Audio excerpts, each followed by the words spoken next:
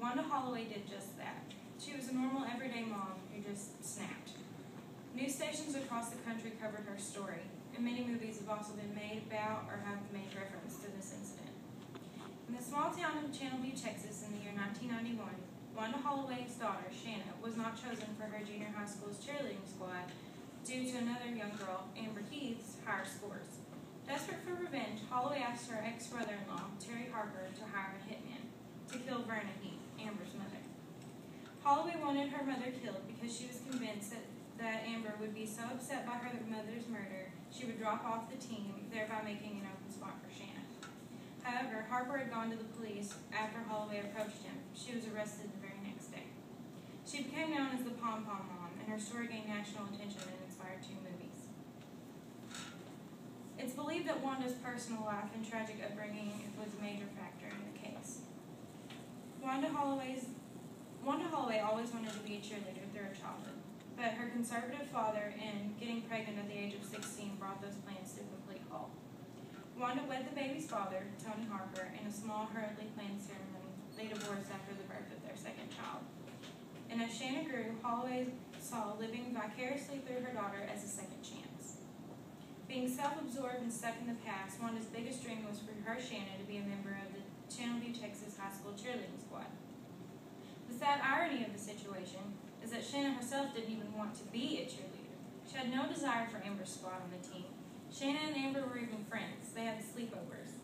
And this bothered Holloway even more, and it's believed it took what pushed her over the edge. And you may be asking, what did she do to get her way? Well, Wanda wanted Shanna to be popular by any means necessary, but she certainly didn't want to get her own hands dirty, so she sought help. While little brother Shane often lived in the shadows, Shanna was provided with everything that would make her who her mother wanted her to be.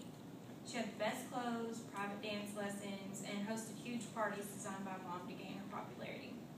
Holloway then contacted her ex-brother-in-law, Terry Harper, a man known for his drinking, drug use, and rowdy behavior, and gave him $2,500 worth of jewelry to pay a hitman. Instead of murder, however, Holloway bought herself a trial. Where is she now? I'm sure you're all thinking prison. This monster has to be in prison, or at least a loony bin. Well, I'm sorry to say you'd be wrong to assume that. Holloway was convicted of solicitation of capital murder in a 1991 trial and sentenced to a mere 15 years in prison. However, the conviction was overturned when it was discovered that one of the jurors had been on probation at the time of the trial for a drug offense and should not have been allowed to serve on the jury anyway.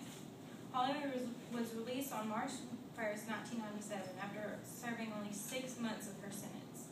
The judge ordered her to serve the remaining 9.5 years on probation and to perform 1,000 hours of community service.